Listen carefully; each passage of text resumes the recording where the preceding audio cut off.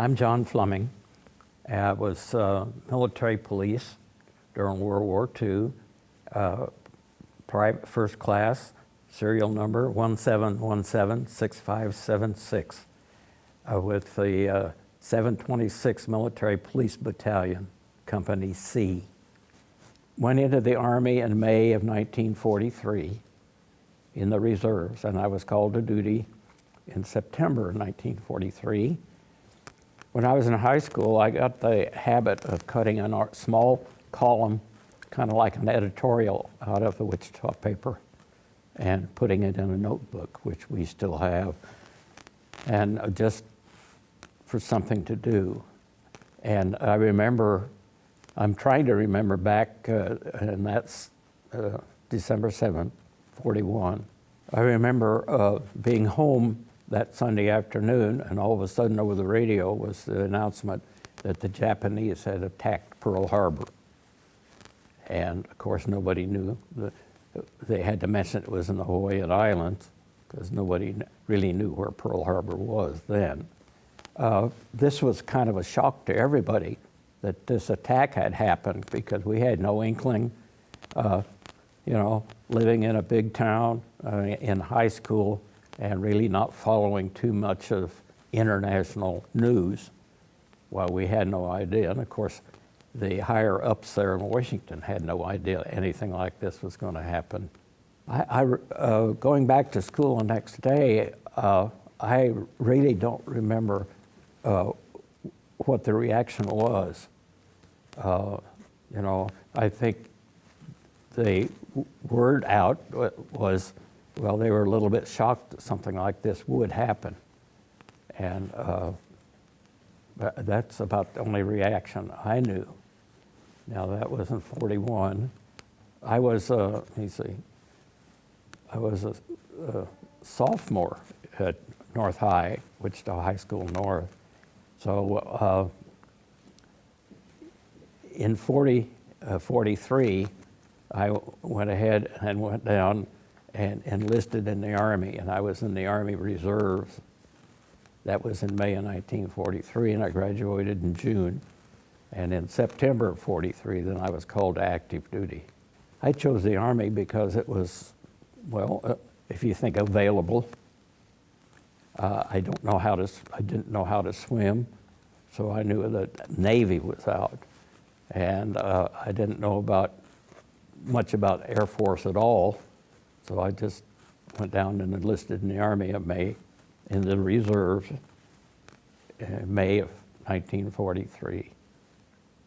I was 18 in July, so that's the only thing I could get into. If I wanted to get into the Army, was to just volunteer into the Army Reserve. And knowing sometime the rest of that summer, 43, I would be called up to active duty. I'm trying to think back. I don't know that I was go-hung for going, you know, say, okay, the Japanese have got to get my pistol out or my rifle out and go over there and shoot some of them. It was just something I knew that I was going to be drafted, and I didn't want to go draft. So I went down in May of 1943 and enlisted, went into the Army Reserves. I don't know why I didn't want to be drafted. Maybe it was an ego thing of not being thrown in with a bunch of other guys that I didn't know. And so that was, I can't remember back, or I don't remember back, my reason for going into the reserves, whether I had a bunch of buddies that I wanted to get in with or not. I don't think that, I only had one or two close friends, and I didn't talk to them about going into it or not at all. I think they probably waited for the draft. I enlisted in the reserves in May of 43, and I knew that they would call. They sent me a letter saying, you'll report to North Camp Hood, Texas, which is outside of Waco, on such and such a day. I guess there was a concern because I didn't know what I was getting into. I think I went by train, and I think it went through Waco going to Dallas from Wichita. And so I just got off there. I had this letter, and I looked around for some Army people, and I found somebody, and I said, oh, okay, go over and get on that bus type thing. And we went out to North Camp Hood. At the USO in Waco, they had a pool table, and you could shoot pool, which I had never done before, so that was kind of a new experience for me. And ping pong, and I don't know what all else they had there. Girls, of course, ladies, I'm sorry, ladies, USO ladies. I had 2 left feet, so I didn't dance. If I remember right, most of them were old enough to be my mother, because they had the ones that were 18 and 19 and 20 either off to college or somewhere else working. So North Camp Hood was a boot camp, Army boot camp. We were in, I'm trying to remember if we were in squad tents at first, where there's whatever, eight guys in a tent. Each of you's got your own cot. And then we went to bivouac over in Louisiana at Lake Charles in bivouac, which was pitching a tent out in the middle of a field. Fortunately, the guy I was tented with lived in Lake Charles, and so I had the whole tent to myself at night. He'd go home and sleep with his wife. And of course, they had us out drilling, marching, platoon marching and stuff like that. That's about all I remember, was just trying to learn Morse code. I don't think there was anything else to it. Now, about that same time, and you could look back and check with military, they had a unit that were pulling people that had good grades in high school out to go to a university thing. And so they had pulled me out to go to that. And I sat somewhere, I don't know what I was doing, for about 2 weeks. And then we found out that they gave up on that program. And then I went back into this military police battalion. That would have been in September of 44, 43. Well, I don't know. I don't know, maybe it was in the early part of 44, March maybe. As soon as they folded up this college program, I was assigned to Company A, I think it was, 726 Military Police Battalion. I didn't know what we were going to do. I was going probably go around to all the bars every night and take care of the drunk sailors or the soldiers. But that's all I knew. And fortunately, it got into being traffic patrol. And so we learned to sit out in the middle of an intersection, and here come traffic. And we learned how to stop traffic and who to tell to go first next. I did my military training, some of it there in Louisiana, and then we were shipped to Michigan, Camp Custer, Michigan, the middle of Michigan. And we had what they called PO, I think it was Preparation for Overseas Movement, was what it was called.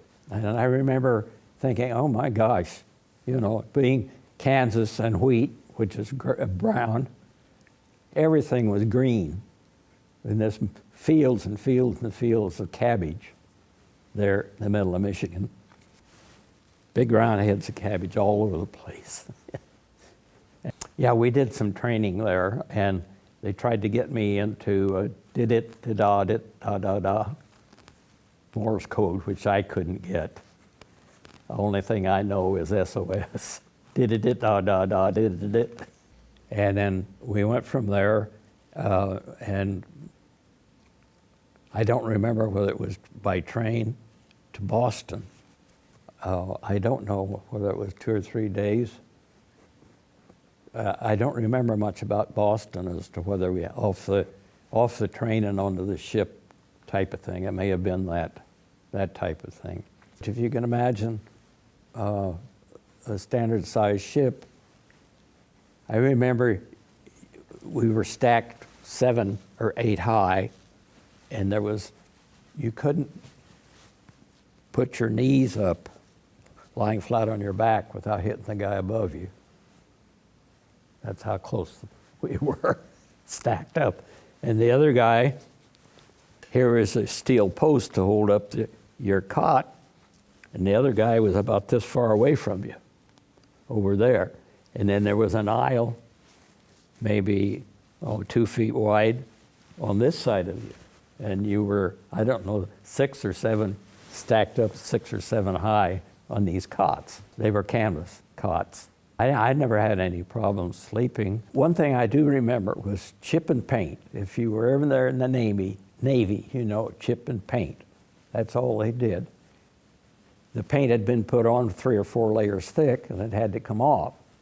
So they gave you a crowbar this long, like this, with sharp edges on it, and you spent your day chipping the paint off the deck.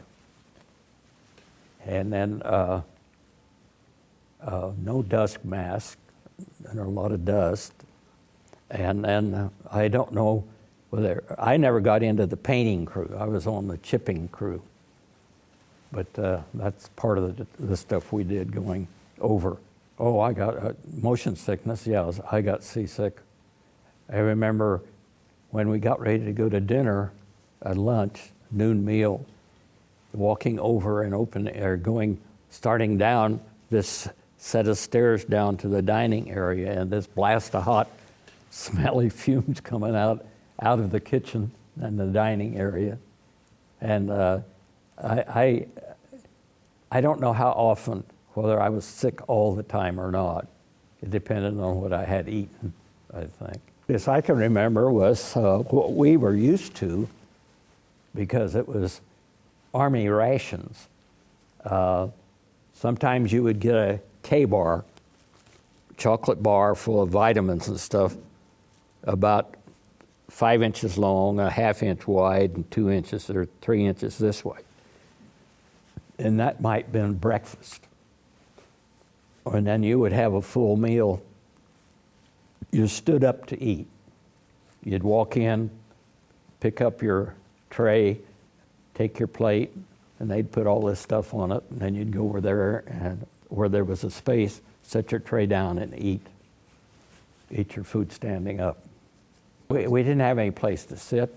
They just figured it was easier to feed maybe 200 guys, letting them stand up shoulder to shoulder with a metal tray like this. And then your table only had to be twice this wide, maybe 4 feet wide, and 10 feet long, with that many guys standing up eating. I think it took about a week to go over. We came into Liverpool, northwest corner of England. And there, I think we got on trains.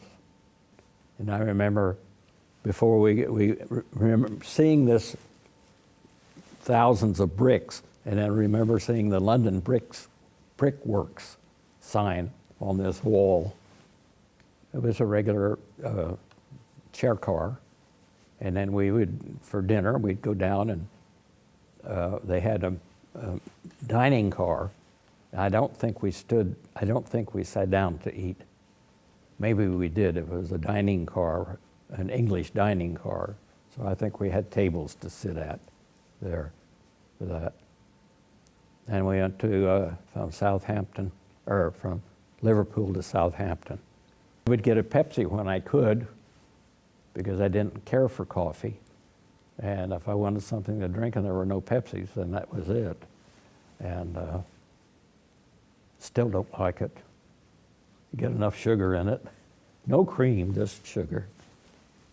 I don't think I ever tried tea. I had no place to put the bag when I got it out of the cup. and we went out to Southampton. We got on the ship and ended up docking in Cherbourg, which is in the northwest corner of France.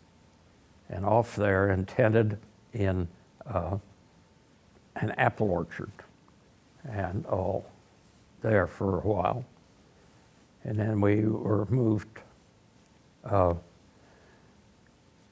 we were assigned traffic control at Sedan, France, which is up there in the northwest corner of France. And traffic coming out of Belgium into France, checking it out, seeing where they were going with the military police. Well, it was convoys, trucks, mainly trucks. I don't know if they were moving troops or not, but I think it was just supplies coming out of Belgium and all. And I remember the Germans had what we called Bed Check Charlie. And they had this Messerschmitt flying around and at night trying to get the French onto the roads, get them to moving on the roads to block traffic that the Americans were trying to move. And so one convoy came by and they had their lights on. And so I told them, I said, well, the Germans have this Messerschmitt out, Bed Check Charlie, so we call him, and he's looking for convoys to shoot up. And he says, I would suggest you leave your lights off. Oh, you damn Yanks. So they turned them off, and we had another stop about 1.5 miles down the road. So they left me, and I don't know, a quarter of a mile, they turned their lights back on, and they stopped down there, and our guy was telling them to turn their lights off, and here came Charlie. Shot up their convoy, didn't get our guy, but he killed one of the Brits. That's about as close as I got to the shooting war. Well, it was probably maybe 2 weeks, because they didn't have much, the Germans at that time were retreating and everything, and they didn't have much air power. I remember the breakthrough, the Battle of the Bulge, and we had snow and bad weather, and the weather broke, and I remember looking up and seeing the contrails of all the bombers that were able to go back over Germany and bomb them. It was kind of an interesting sight. We hadn't seen that for about a week, 10 days. The weather was cold. I don't know that we had any snow there or not, but, well, we're talking 25, 30 degrees, maybe 35 degrees. In the winter, well, I'll start it this way. Our general dress was the wool uniform. Only if you were in hot weather did you see suntans or the light tan colored uniform. Everything else was the wool uniform, olive drab uniform. So that's what we had, and we had, I don't know if we had overcoats or not. I think we did. We had our dress uniform similar to this jacket. I was issued, we could have had a rifle, but especially if you're walking, we didn't know what we were going to do as military police, whether we were going to patrol the bars at night or direct traffic. If we were out on the road, we probably had a rifle.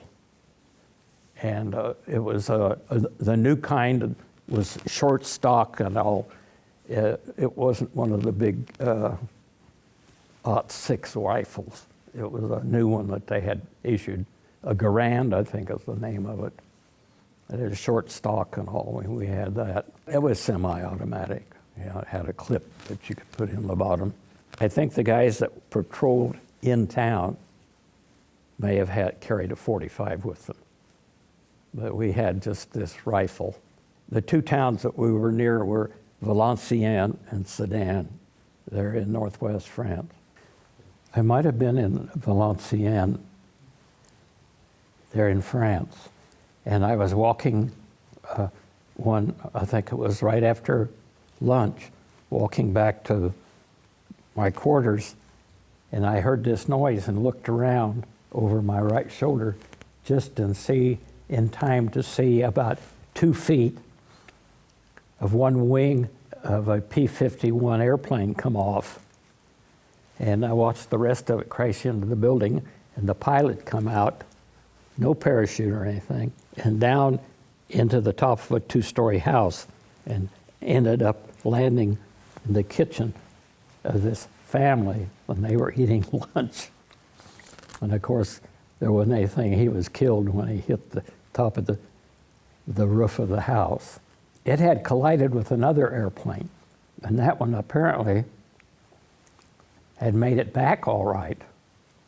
Where it did much damage to that one or not, but if I recollect, it looked like it took off about 2 to 3 feet of one wing of the airplane that crashed, and that's the one that the guy fell out of or jumped out of. Both planes were P-51s, and we had an air base nearby. Most of our patrol was traffic sometimes coming out of Belgium. Some of the guys and at night would go down to the bars and the guys.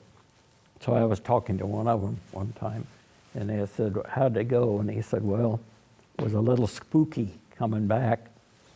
We left, we had a target, and when we got to Germany, Patton had overrun our target.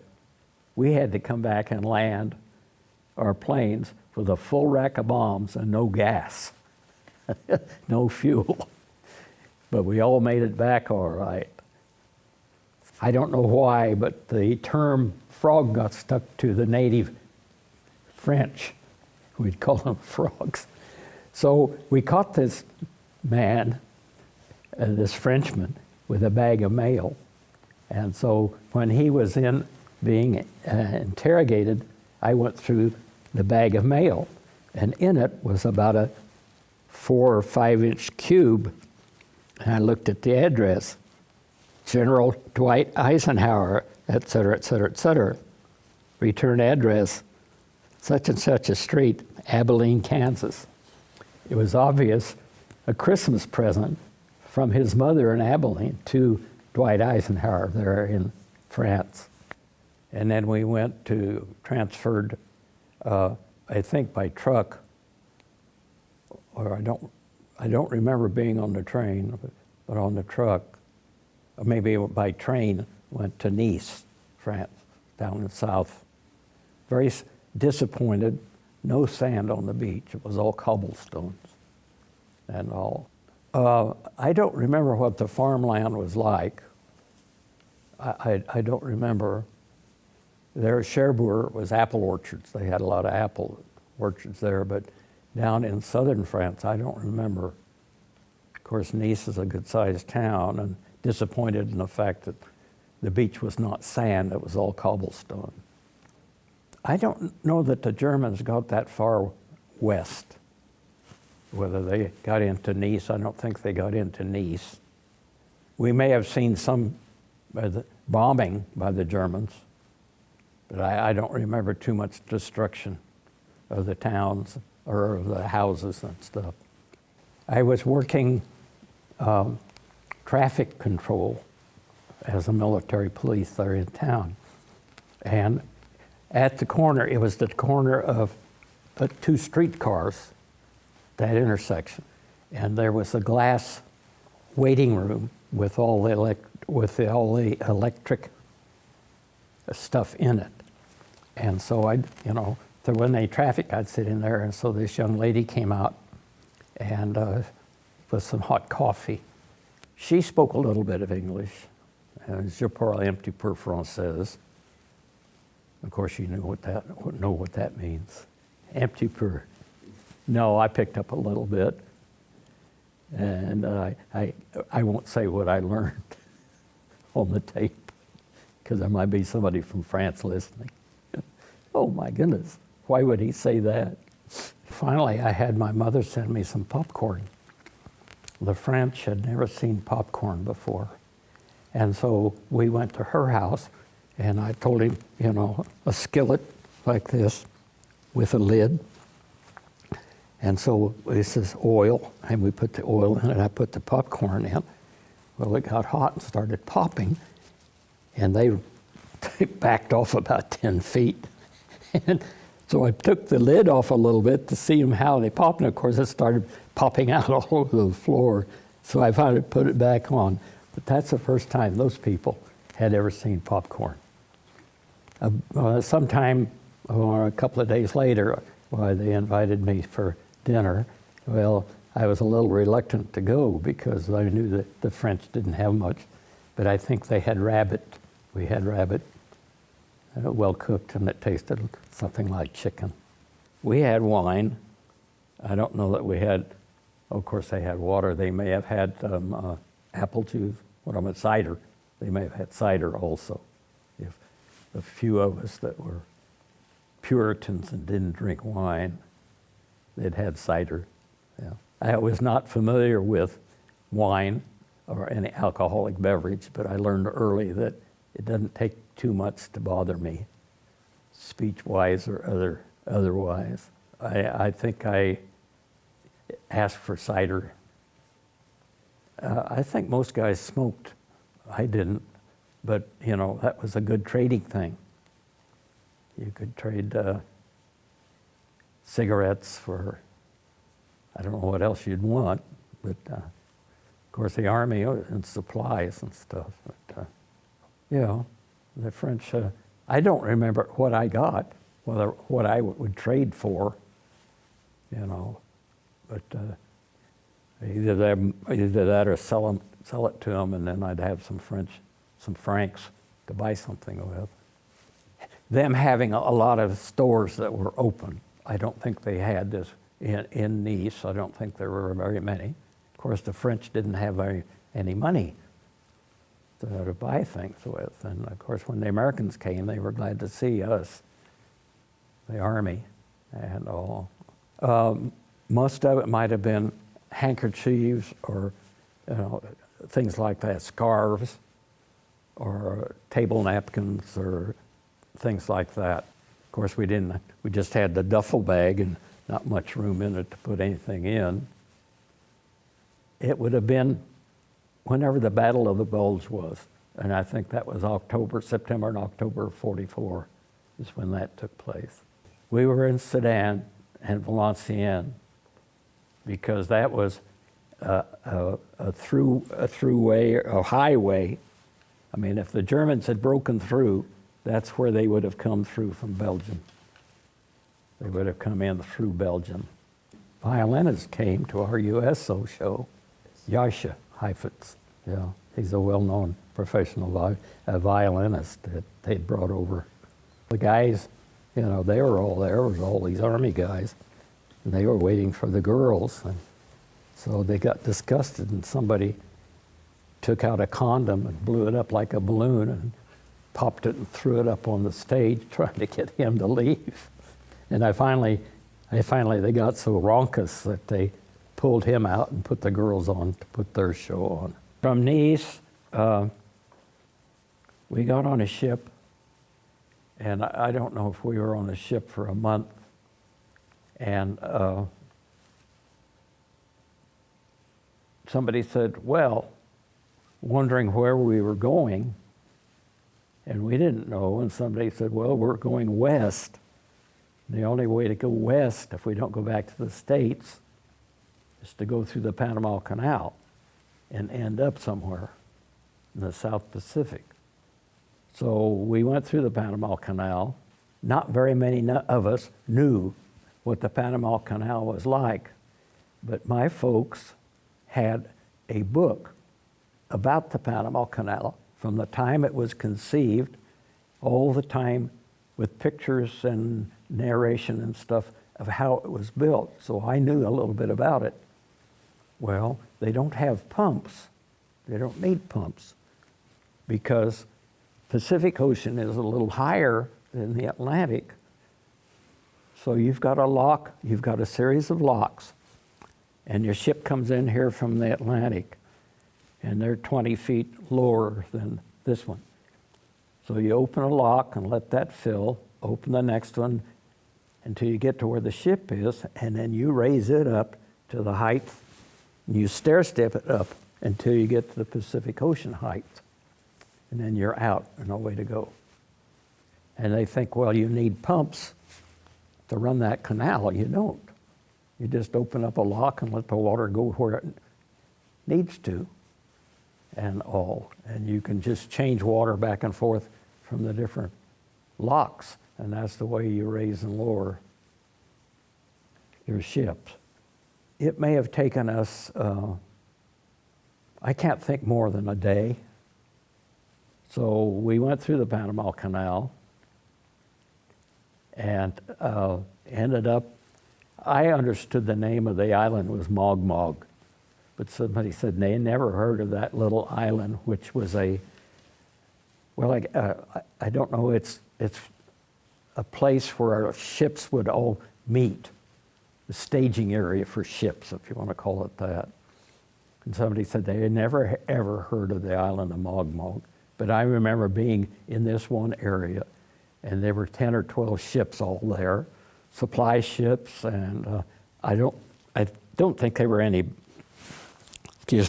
any battleships, but there were some cruisers, some of the smaller warships there, and it was kind of a staging area.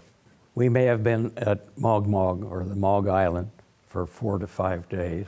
I don't know if there was much gambling, poker or anything like that, because not many guys had any money, but I remember them shooting dice.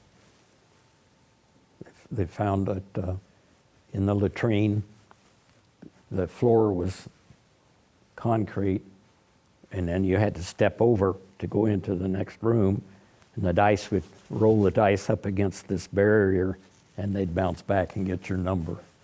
I remember them doing that. Well, it would just be like rolling it up against a brick wall. They'd shoot craps a lot. I didn't have any money, so I didn't get into that.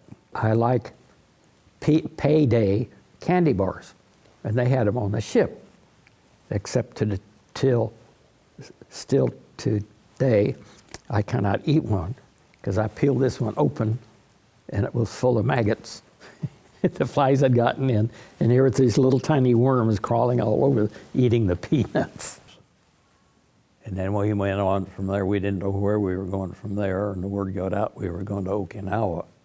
We got into Okinawa at Naha, and we were military police, and so we were on guard duty. I'm trying to remember, we went to Okinawa. I got out of May in 46, I think it was, in 45. I remember Christmas of 45. We may have gotten in there in September. I don't think we had any problems with the natives, because they probably didn't care for the Japanese anyhow. They were being overrun by the Japanese. And so we just had the PW camp there, and we'd stand guard duty on the tower, on 6, off 6, on 6, off 6, guard tower, the corner of the thing. We had double fence with concertina, the rolls of tape, or of barbed wire, two lines, double fence thing. Of course, you know, they wouldn't even bother to try to get out. Well, where would they go? So you go hide someplace with a family or something like that. Saw this piece of wood sticking out of the ground with figures on it, obviously Okinawan or Japanese, and I picked it up and was going to keep it, and some of the Japanese prisoners started waving their arms and yelling and stuff like that, so I just went back and stuck it back in the ground where it had been. It was apparently a religious symbol of some kind, whether it was a prayer stick or if that's where somebody had been killed and buried, I don't know. In Okinawa, it was kind of mountainous. They would dig a hole in the side of this mountain, and that's where they would bury people. Now, whether they let them fall apart first and put the bones in a box and put it back in there, I do not know. We had heard that to give up and to become a PW, prisoner of war, was to lose faith, face, and a disgrace to your family in Japan. But what else could they do? The Okinawans didn't care for them. They would have turned them in and all. So they just had to live with that stigma of having given up. But of course, they didn't have anything to eat, so that was their best thing to do. They had Japanese high school students come here and as an exchange program. And I was the only guy around in the area that was not working. So Takashi came and stayed with us, this Japanese. He was in charge of the students and all. And the only problem we had was he smoked like a chimney. And the blue bedroom, I don't know if it still smells of smoke or not, but he stayed with us.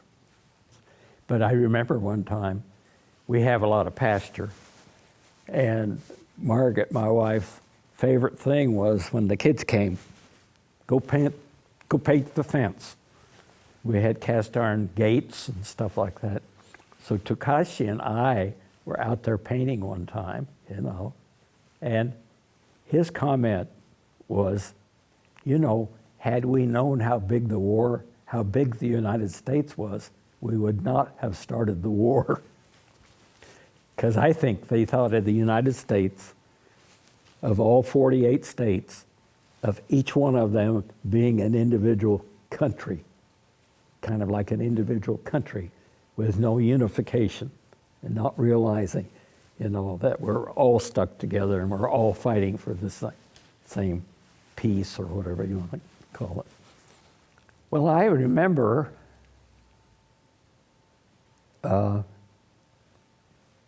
some guys we had to crawl up this rope net,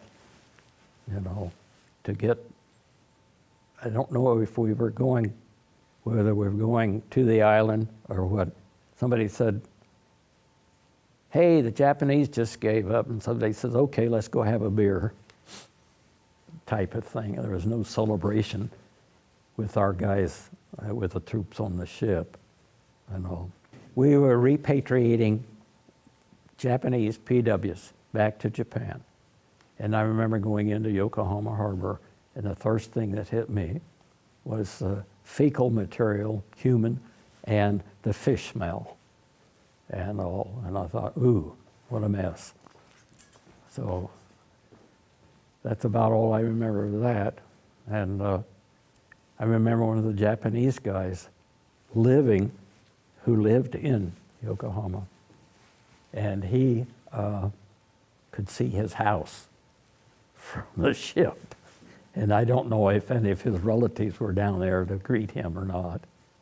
Well, we just stayed on the ship. We just got all the POWs off. And I was very surprised. I didn't know anything about the Japanese culture, but we had this one guy on our way from Okinawa to Yokohama crawl up on deck, and he was really sick. And I think he died there, and we got to looking in the hole, and there was already a dead one in the hole. They didn't care about themselves. I mean, we would have had the guy up on there trying to get a medic to help him and stuff, but they didn't care. So we put him in, pardon the expression, fart sacks, and dumped him overboard. Mattress covers. We dumped him overboard there in the Sea of Japan. So when we dropped off the prisoners, then we went back to Okinawa. And I don't remember what we did after that. We stayed there until we got on the ship to come home. We were, I think, on what they called it Nihihau there on Okinawa. It was a big it was a big port there on the east side of Okinawa. We're there. And I don't remember going into town too much. We had our base there. I don't remember if we had barrack type buildings or not. I don't remember too much about that. Sleeping arrangements there on Okinawa. Food was Army issue, and some of the Navy guys were glad to see it because their rations weren't too good, they said.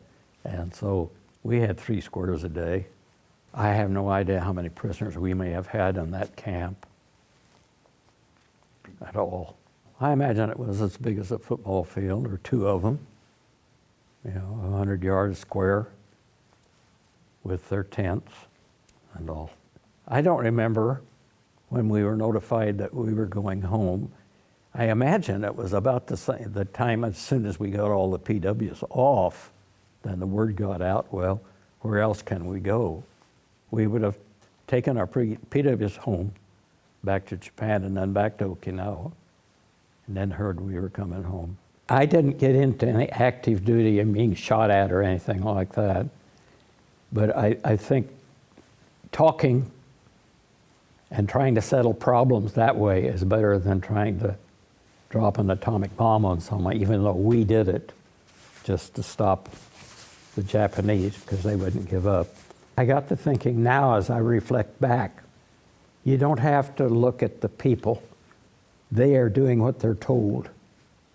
Like if you went into the draft, you're told you have to go up to Leavenworth, then you're going to be transferred down to North Camp Hood, Texas, and you're going to train to learn how to shoot and blow up tanks, and then you're going to be pulled out and sent to a place, and you're becoming a military policeman, and this type of thing.